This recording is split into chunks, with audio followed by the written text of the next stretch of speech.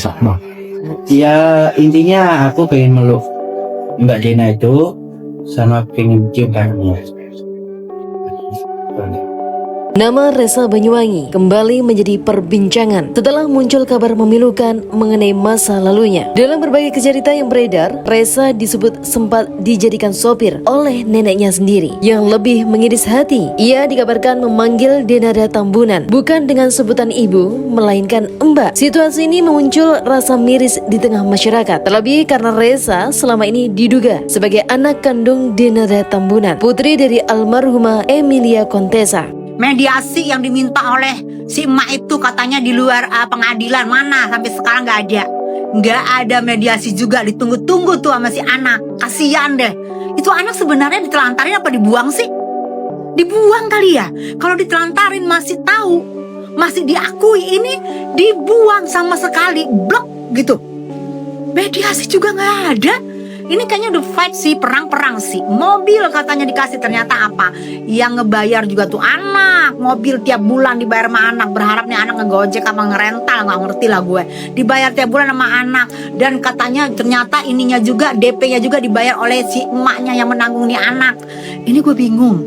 Gue bingung, mengaku memberi mobil, kakaknya ngaku lagi beri rumah. Ternyata beli rumah juga katanya enggak.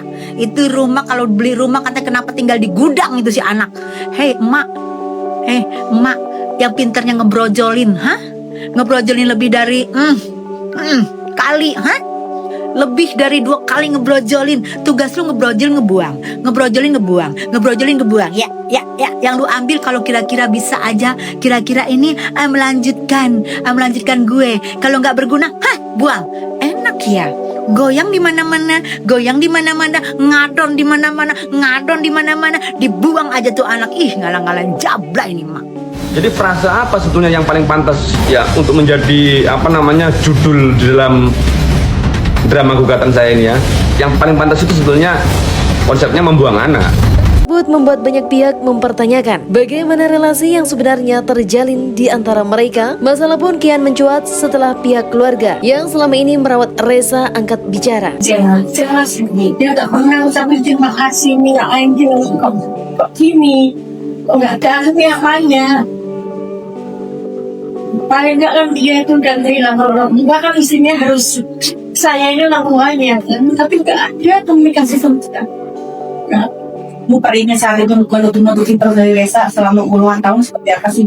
Ini kan bergejolak pasti banyak kan orang ngomong juga, ini juga kan, cuma akunya ada siapa yang benar lah. Kan anaknya lama, lahir dari perempuan bangsa, pastinya ya karena ngomong. Kalau ini aja, tapi dia tahu dia normal, dia sangat canggih, bilang benar. Dia ada sendiri.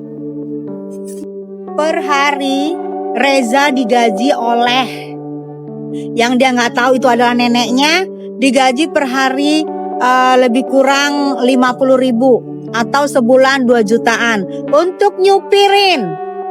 Ya, nyupirin waktu pilkada itu. Aku caleg ya. Aku pernah caleg DPR RI 2 periode di Jawa Timur, perbatasan Jawa Timur Jawa Tengah. Nah, yang namanya pilkada itu atau pencalekan itu minta ampun capeknya. Kenapa?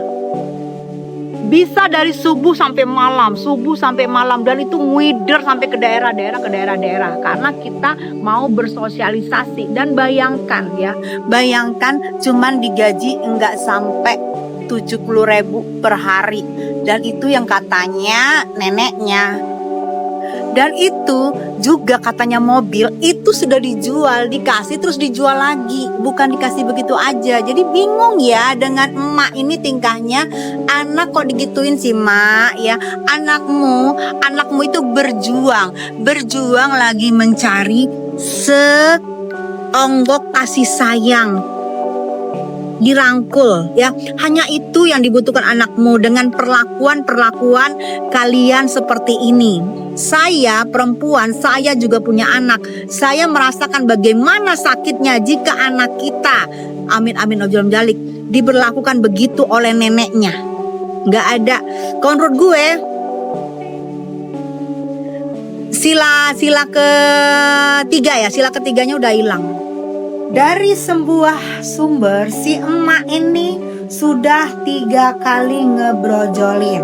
Yang pertama, emak masih SMA, dititip di keluarga Medan, keluarga dari ayahandanya. Ya, keluarga Medan sih berkecukupan ya, kita paham. Mungkin gak bakalan teriak juga tuh anak, karena dijaga dan diasuh oleh yang lumayan. Memang beda keyakinan ya. Itu waktu SMA. Dan setelah itu ngebrojolin lagi, dan sekarang dari sini kita lihat dan netizen membongkar-bongkar masa lalunya. Wow. Ya, tinggal menunggu waktu aja. Akankah yang Medan speak up? Akankah yang Medan ngeblow up? Kalau menurut aku sih, jika yang ini tidak ramai, maka yang Medan akan diam. Tapi kalau misalnya ini nanti ramai banget, yang Medan juga akan speak up. Atau mungkin juga enggak, karena sudah sejahtera sih yang di sana itu. Emak, rendahkan hatimu, peluk anakmu, rangkuh anakmu. Karena bagaimanapun juga di akhirat nanti anak yang kita lahirkan kita harus bertanggungjawabkan. Apalagi kita tidak memberi biaya, kita tidak menafkahi, dan seolah-olah kita tidak menganggap dia ada. Itu menurut gue. Yang pintar ya mak, karena setinggi apapun, secapek apapun kita berusaha, tapi kalau ada ananda, anak yang tidak kita akui, tidak akan capai semua usaha itu. Gitu-gitu aja, mentok-mentok aja, nggak akan sampai plok klimak gitu, nggak akan. Itu menurut gue. Karena seorang ibu itu adalah anugerah yang dititipkan oleh Allah Subhanahu Wa Taala. Ya mak ya, pinter ya, capek mak nanti, capek-capek mau kemana-mana, mau ngerayap-ngerayap di dinding pun nggak akan mentok karirnya mak, nggak akan blang gitu. Capek mak, capek, udah insaf ya, insaf. Yang jelas, kisah ini bukan lagi sekedar tentang status atau hubungan darah. Ini adalah cerita tentang perasaan, pengakuan, dan perjuangan seseorang yang selama ini merasa berada di pinggir kisah hidupnya sendiri. Lantas seperti apa sebenarnya kronologi di balik rumitnya hubungan antara Denada Tambunan dan Ressa Banyuwangi? Publik kini menanti kejelasan di tengah simpang siur kabar yang terus berkembang. Ketika misalnya tidak melakukan kerjaan, ini kamu ada sedikit uang nggak? Ketika kamu muncul, orang bilang banyak mirip. Ya. Tenang. Bersama. Ya intinya aku pengen meluk Mbak Dena itu, sama pengen cium tangannya.